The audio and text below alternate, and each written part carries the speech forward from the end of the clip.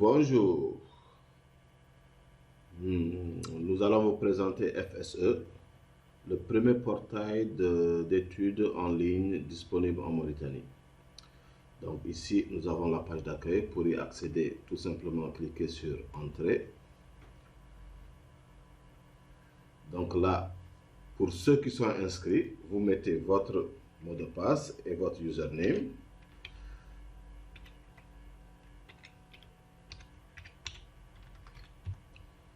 Entrée.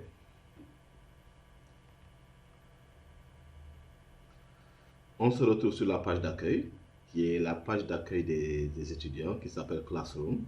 Donc, à partir de cette page d'accueil, vous pouvez avoir accès aux cours par niveau. Donc, tout dépend du niveau dans lequel vous êtes. Donc, si vous êtes au Beginner A, vous allez sur le Beginner A. Ici, vous voyez qu'on a notre barre de menu. Dans la barre de menu, nous avons une fonction un peu particulière, qui est le speech.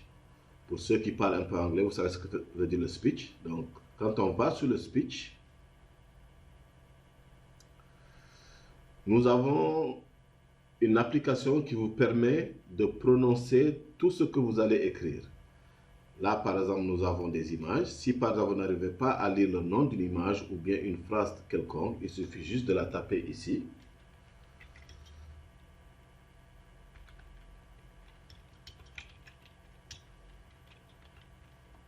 Donc, cette phrase, on va la lire, on va écouter. Là, par exemple, je choisis la voix d'une femme et je mets play. I have a nice teapot. Si vous voulez la voix d'un homme, vous changez, vous prenez la voix d'un homme. I have a nice teapot. Ok, vous voyez, pratique. Donc, ça vous permet de pratiquer votre anglais.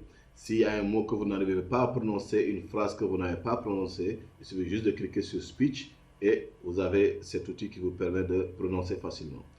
On clique sur Speech pour revenir sur le site. Donc, FSE, c'est un site, mais c'est aussi une application disponible sur l'Android, le Play Store, que vous pouvez télécharger ici. Donc, le téléchargement est très simple, c'est une application très légère qui vous permet d'être connecté à tout moment à vos cours.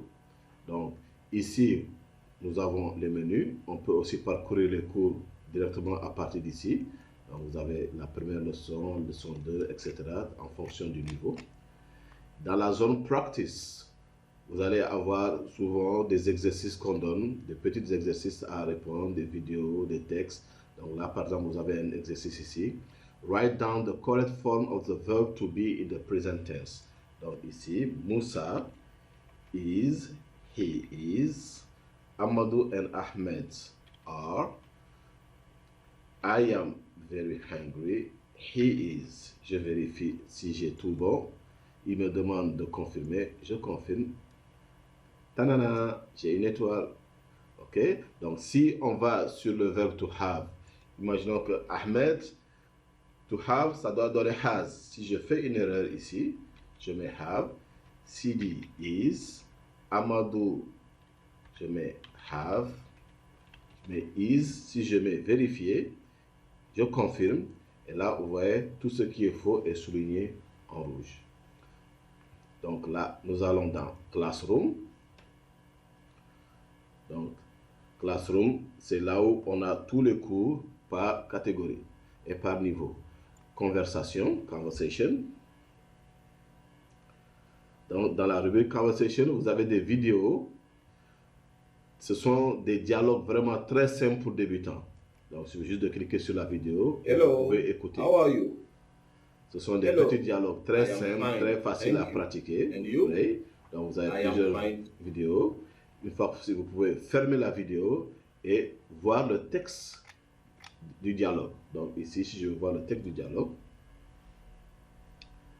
donc j'ai le texte du dialogue qui est là. Et je peux aussi écouter le texte du dialogue. How are you?